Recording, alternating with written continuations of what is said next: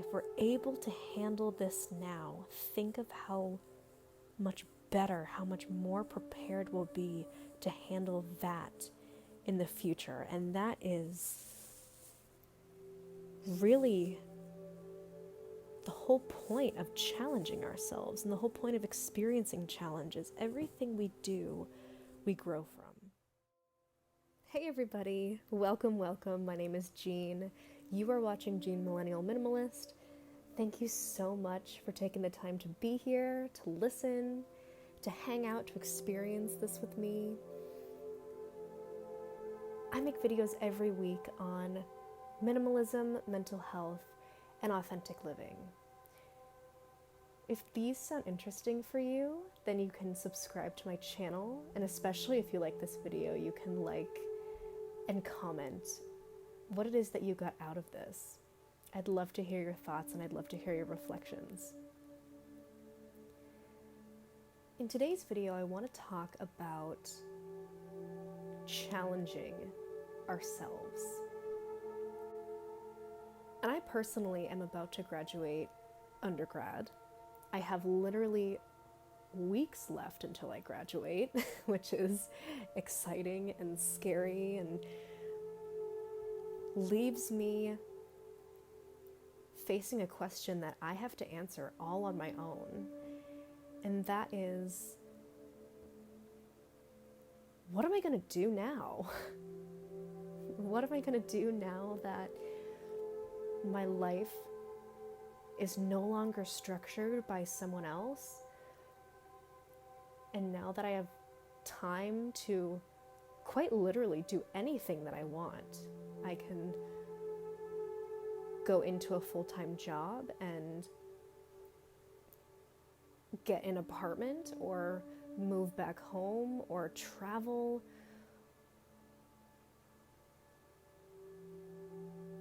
And there are many more options than that, but those are the main ones that come to mind. But this question of what do I do now is a question that I've found to be really difficult to answer. Because I think for most of us, this question, we like to have it be answered for us. And we like to, because it's hard. I mean, we're not really taught or we're not really encouraged to really imagine what life would be like if we could do anything that we wanted with it, or how we're not really trained to view ourselves as beings that are able to live a life that is authentic and a life that is our own and a life that's unique and always changing. So to help me ground myself in answering this question, I've been meditating on challenging myself in my passions.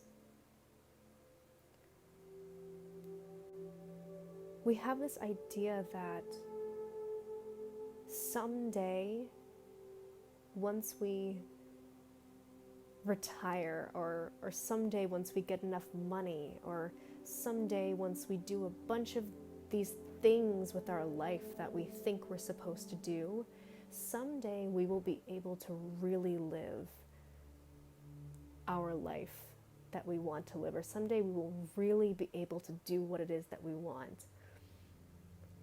And what will make that possible is a life that no longer has challenges. And I think that's a tricky thing to think about, because I mean, I don't blame people for having this idea, but I think it's important to remember that challenges aren't always negative. Challenges aren't always bad. They don't always have to necessarily be dreadful or really difficult or setbacks. Challenges can be positive and beneficial. And this is kind of how I've been trying to ground myself and answering the question of, well, what do I do now? I've been trying to imagine what it will be like if I can challenge myself in ways that will make me grow as a person so that I can understand my passions and see them in a way that I can interweave them into my life to really create that life that I want.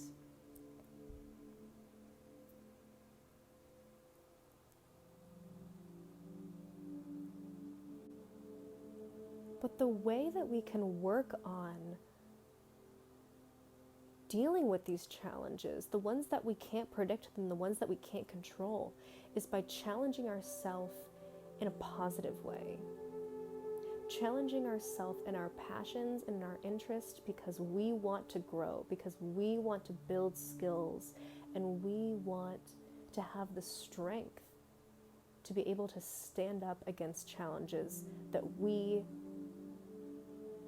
feel like we have no control over. And that's what I've been focusing on.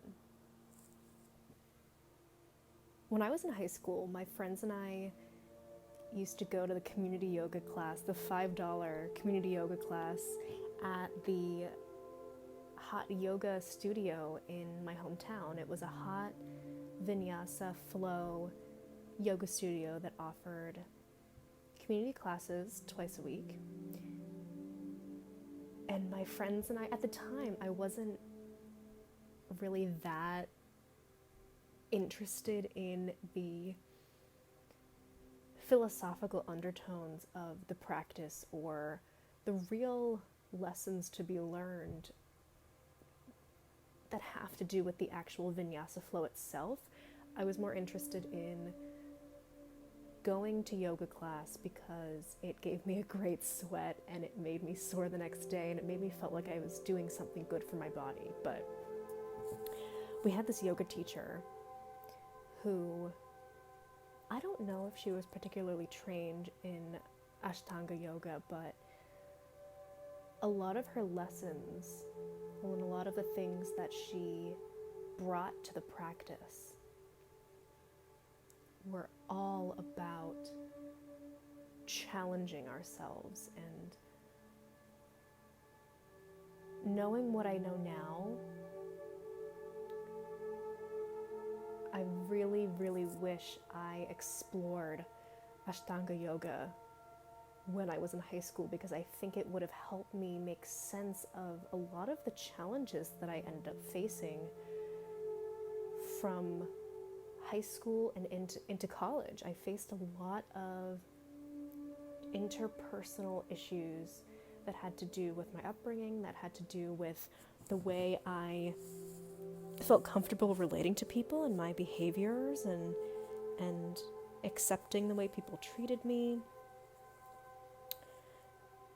And so this yoga teacher, one thing that she said that stuck with me was that she always advocated us to push ourselves in class. And when we felt resistance, to follow through with that. When we felt pain, when we felt that burning in our thighs from holding chair pose for more than 5 seconds, or when we felt that stretch that maybe didn't feel super comfortable, when we really leaned into our downward dog for the first time at the beginning of the practice, she invited us to feel what that feels like in the moment and really tune in to the experience of challenging ourselves physically, because the more we intentionally challenge ourselves, the greater we'll be prepared when we face challenges that we don't create ourselves. And I think the root of what she was saying was that if we can accomplish this in the now, and if we can build strength off of this challenge and out of this uncomfortable feeling now, think of how strong we will be in the future, and think of how much better we'll be able to handle something else then. If we're stronger now, and if we're able to handle this now, think of how much better, how much more prepared we'll be to handle that in the future. And that is really the whole point of challenging ourselves, and the whole point of experiencing challenges. Everything we do, we grow from. Whether we enjoy the experience or not, whether this is an experience that we create ourselves, or whether it's from an outside force, everything we experience is worth something. And this is especially true when we challenge ourselves, because when we challenge ourselves, no one knows us better than we know ourselves. So when we intentionally create space to do something new and to put our body or our mind or our spirit or a combination of all of them, when we send ourselves to the limits of what we think we can do, we push that limit farther and farther every time we do that thing. And we build strength, physical strength maybe, mental strength, that you could view that as confidence, self-esteem, greater focus, greater ability to provide attention to one thing. We build strength so that we have these skills later. We have these skills when we really, really need them. And back to the yoga teacher example, there was one day when I was lying on my back at the end of our practice. I was hot, I was sweaty, I was a little dizzy, a little dehydrated, but I was feeling really good. I was feeling really relaxed. And the lighting was low and everybody was breathing deeply together. And my yoga teacher told a story about a woman that she had as a student in her yoga classes. And this was a woman that was very shy when she first came to yoga. And not shy in the sense that she didn't say hi, didn't socialize, but she was shy with her body. She wasn't open to exploring what it would feel like to deepen that stretch, or to try that handstand, or to go beyond bridge and go into wheel. She was very shy in that respect. And over time, my yoga teacher slowly gained this woman's trust and built up her confidence, and built up not only her mental strength, but her emotional strength and her physical strength. And one day the woman had to miss the yoga class. And she didn't come to yoga for a few days.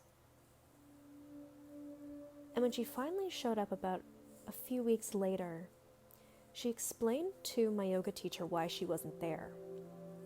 And she said, I got into a car accident and I had to pull my children out of my car before emergency medical services came.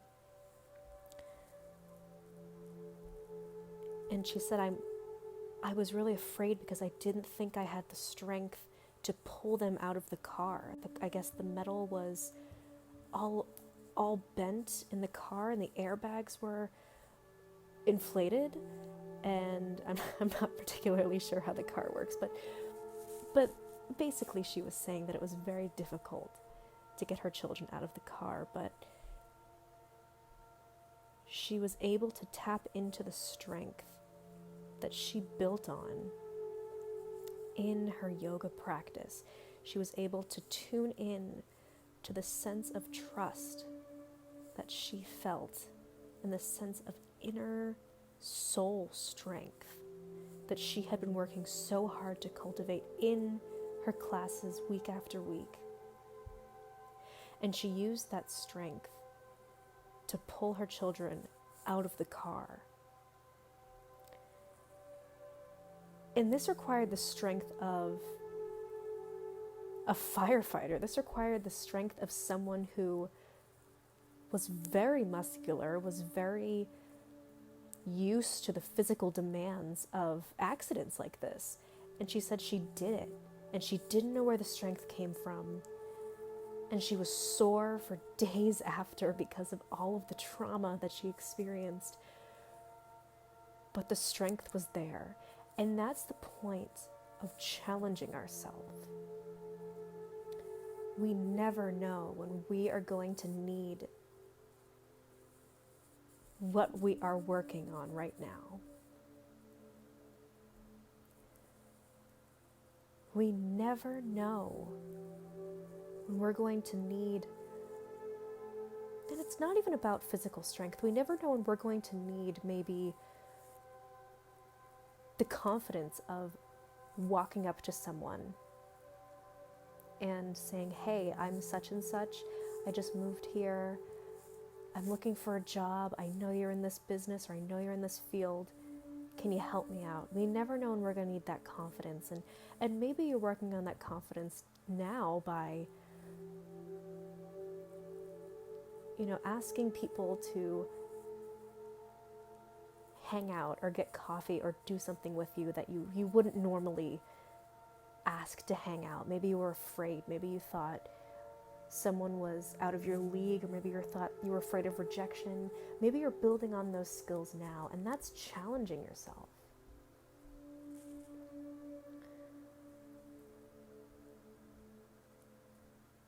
Maybe you're doing something else. Maybe you are challenging yourself to meditate every morning. You're challenging the pattern of getting up and immediately looking at your phone, immediately going to answer emails, immediately going to start your coffee. You're challenging yourself to slow down, to focus on your breath. Maybe you're doing that 5-10 minutes every morning. You never know when you're going to need a skill that you pull from meditation, like deep breathing. You never know when you're going to be in an extremely anxious situation that requires you to stay calm. For me right now, one of the ways that I'm challenging myself is in a physical way. I didn't really take a lot of time in the past few years to challenge myself physically because I didn't view exercise or working out as something that was really gonna benefit me in the long run. I mean, I guess I had been working out the past few years more so from a vanity perspective or for an aesthetic goal. It wasn't particularly for my overall well-being. I mean, I obviously have my yoga practice, and that's very important to me, and I've cultivated that over years and years and years, but in my yoga practice, I wasn't challenging myself physically because I didn't really understand how that would benefit me in the purpose of why I was doing yoga. I was doing yoga to help me focus on regulating my anxiety and finding calm and slowing down and living in the moment. And I didn't think that physically challenging myself really would help with that. But recently, I realized, and again, this is what I was talking about with the Ashtanga yoga thing. I think if I knew more about the principles behind that practice earlier in my yoga journey, I would have been more inspired to view yoga as I view it now. But now I am challenging myself physically in every practice that I do, and every time I'm on the mat, I like to challenge myself. And that might look like doing a forearm headstand, which I recently accomplished, which that boosted my confidence so much. Or even at night in my nighttime practice, I'm deepening my stretches and I'm really stretching my lower body. And that's really challenging and it's really uncomfortable, but it's all connected. Every time we challenge ourselves, we just never know when we're going to need that skill in the future. And right now for me, that skill is greater flexibility. I might never know when I will need to be flexible in both a physical way, but also a mental way. I might never know when I might need to be more creative than I might have been in the past when it comes to problem solving. And I'll need that mental flexibility that I get when I get creative with my yoga practice and I get creative with my stretching and I learn how to incorporate different stretches into my movement. And then again, physically, I might never know when I'll need that flexibility. I might be in a situation that's really physically demanding. And that flexibility will prevent me from being injured in what it is that I might have to do in the moment. So challenging ourselves is really difficult, and it's really hard to expand on what that means to challenge ourselves. It's really hard to get comfortable with challenging ourselves. But like anything in life, the more we practice, the better we will get.